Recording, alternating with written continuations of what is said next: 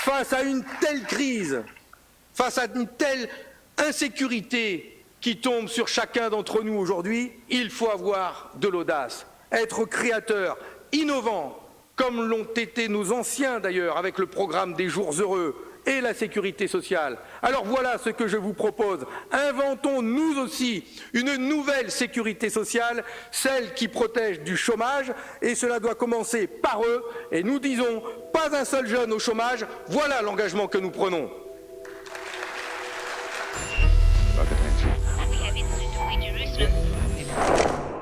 Alors, le Premier ministre Jean Castex a annoncé il y a quelques jours un plan de relance de l'économie face aux conséquences de la crise du coronavirus. Le problème, c'est que ce soi-disant plan de relance n'en est pas un. Beaucoup d'économistes ont d'ailleurs souligné qu'il était complètement sous-dimensionné et largement insuffisant pour relancer convenablement l'économie française tout en protégeant les travailleurs qui font tourner le pays. Il s'agit d'un plan qui vise essentiellement à préserver les intérêts des banques et des grandes entreprises du CAC 40 dans la droite ligne des recommandations de la Commission européenne et du MEDEF. Notamment en appliquant des baisses d'impôts massives compensées par 20 milliards d'investissements supplémentaires payés par le contribuable. Par exemple, la suppression de la cotisation sur la valeur ajoutée des entreprises ne va profiter qu'aux grandes entreprises et au CAC 40 puisque les TPE et PME en étaient déjà exemptés. En gros, les Français dans leur ensemble vont devoir compenser les subventions aux multinationales et les baisses d'impôts de la grande bourgeoisie, donc des plus riches. Les rédacteurs de ce plan bidon le reconnaissent d'ailleurs implicitement puisqu'ils déclarent officiellement espérer, je cite, la création de 160 000 emplois sur l'année 2021, alors que nous venons d'en perdre 1 million et que le chômage de masse fait souffrir les classes populaires depuis déjà 40 ans. À un rythme pareil, il faudrait 25 ans pour retrouver le plein emploi, c'est dire à quel point ce plan ne vise pas à résoudre le problème du chômage, mais uniquement à protéger les profits capitalistes. La preuve avec le fait que les salaires n'ont même pas été augmentés, alors qu'une politique de relance devrait normalement augmenter le pouvoir d'achat des travailleurs pour relancer la consommation des ménages. D'autre part, les investissements annoncés dans nos services publics ne sont absolument pas suffisants. Dans le domaine des transports, par exemple, la CGT Cheminots dirigée par Laurent Brun a indiqué que le renouvellement et le redéploiement écologique de notre réseau ferroviaire nécessitaient 45 milliards d'euros d'investissement sur 20 ans.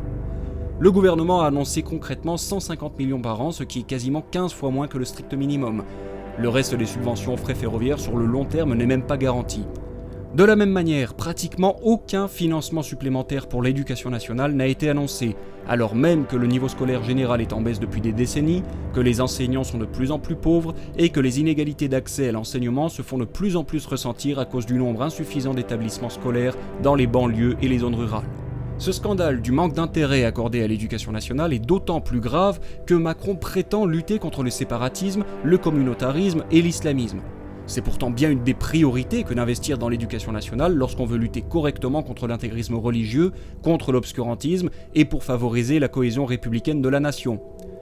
Dans un autre domaine, même l'hôpital public, qui a pourtant tenu le pays à bout de bras pendant la crise sanitaire et pendant le confinement, n'est pas suffisamment protégé d'après les salariés. Enfin, il faut indiquer que sur les 80 milliards d'euros du soi-disant plan de relance, 40 milliards proviennent directement de l'Union européenne et ont été empruntés par l'État sur les marchés financiers, ce qui aggrave encore notre perte de souveraineté face à la mondialisation capitaliste et à l'Union européenne. Inutile de rappeler que dans cette crise, l'Union européenne s'est révélée pour ce qu'elle est, un outil au service du capitalisme mondialisé pour étouffer les souverainetés nationales, combattre les communistes et empêcher les peuples de choisir librement leur avenir. Si l'Union européenne n'est évidemment pas la cause de tous les problèmes, elle fait en tout cas partie du problème et pas de la solution. Si vous voulez approfondir sur le sujet, il y a un excellent article de l'Avant-Garde, qui est le journal du mouvement des jeunes communistes français, qui détaille l'imposture de l'Europe.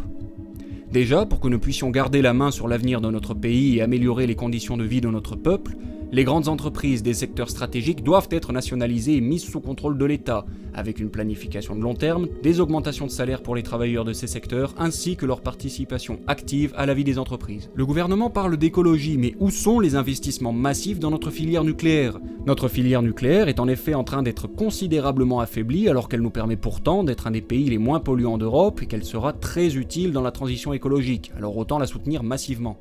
Où sont, par ailleurs, les investissements massifs qui permettraient de réindustrialiser notre pays et combattre le chômage sans la préoccupation du profit capitaliste immédiat ? Ces investissements peuvent être assurés par l'État, mais à condition bien sûr que nous ayons un gouvernement communiste capable de défendre les intérêts populaires contre les intérêts du grand capital et du patronat. Pour répondre aux urgences sociales et environnementales, il faut rompre avec les logiques de rentabilité imposées par la finance. Mais il faut aussi rompre avec les traités européens qui placent notre économie sous le joug des marchés financiers. Franchement, si on était capable de sauver le climat avec le traité de Maastricht ou le traité de Lisbonne, ça se saurait. Donc dehors ces traités. Il faudra également se préparer à une probable rupture avec l'Union européenne, car en effet, si nous rompons avec le capitalisme pour construire une société nouvelle, nous allons devoir défendre notre indépendance nationale contre laquelle l'Union européenne a toujours été construite. C'est la position du mouvement des jeunes communistes de France qui revendique une sortie de l'Union européenne pour construire la société communiste et reconstruire un véritable internationalisme entre des nations libres et souveraines. La préservation de tous nos services publics est non seulement une nécessité absolue, mais en plus, dans un contexte de fragmentation communautaire de la nation et de la classe ouvrière, il faut impérativement les développer et les redéployer. Il faudra lutter efficacement contre l'intégrisme religieux et contre le communautarisme, ce qui implique un renforcement considérable de l'éducation nationale, des embauches massives et une amélioration de la formation des enseignants, ainsi que la revalorisation de leurs salaires et leur protection statutaire. Le développement des transports en commun est aussi indispensable pour désenclaver les communes rurales et les quartiers populaires, pour permettre à la jeunesse populaire d'accéder aux études supérieures, aux loisirs et à la culture. Et nous fixerons une priorité, celle de la lutte contre tous les trafics qui sont malheureusement en hausse dans notre pays, trafic de drogue, trafic d'êtres humains, trafic d'armes, d'argent sale. Reprenons le pouvoir dans toutes les rues et dans tous les quartiers de la République. Voilà notre objectif à nous. Il y a d'ailleurs récemment eu une polémique venant de certains à gauche concernant le discours de Fabien Roussel, secrétaire général du Parti communiste français, et notamment cette déclaration très juste que nous approuvons. En effet, concernant les forces de l'ordre, il faudra également améliorer la formation des policiers et gendarmes, en même temps qu'il faudra combattre sévèrement le racisme malheureusement trop présent. Parallèlement, les moyens de la police doivent être augmentés pour améliorer les conditions de vie des policiers, réprimer les mafias et trafiquants de drogue qui pourrissent trop souvent la vie des habitants des quartiers populaires et de certaines provinces.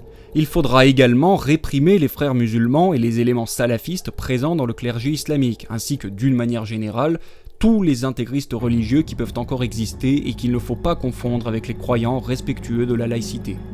Sur tous ces points, le récent discours de Fabien Roussel, du Parti communiste français, marque une très nette amélioration par rapport à tout ce qui s'est fait à gauche depuis 30 ans. L'exigence d'une rupture avec la logique capitaliste et avec les traités européens est affichée, et la volonté de lutter contre l'insécurité, les trafics de drogue et la délinquance que subissent les classes populaires a aussi été affirmée avec force.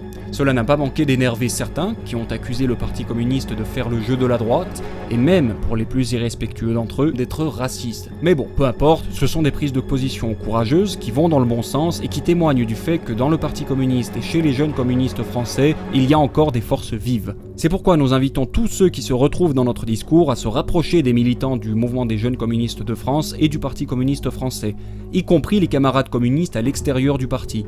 Nous avons besoin du soutien de tous pour continuer à redresser le Parti communiste français et à lui faire retrouver définitivement sa tradition marxiste et patriotique. L'enjeu sera pour nous de dire au gouvernement que nous ne voulons pas de sa nouvelle loi de décentralisation, les 3D, dont le D de la différenciation. Nous savons ce que cela veut dire. C'est permettre aux régions de légiférer, de se comporter comme des républiques autonomes, comme des États dans l'État. Mais enfin, c'est la fin de la République ce que nous propose Macron. Ce qu'il veut faire de la France, c'est de faire une France à l'américaine ou à la Merkel, où il y a des États et des Länder. Eh bien nous disons, la France c'est pas l'Amérique, la France c'est pas l'Allemagne, la France c'est la République.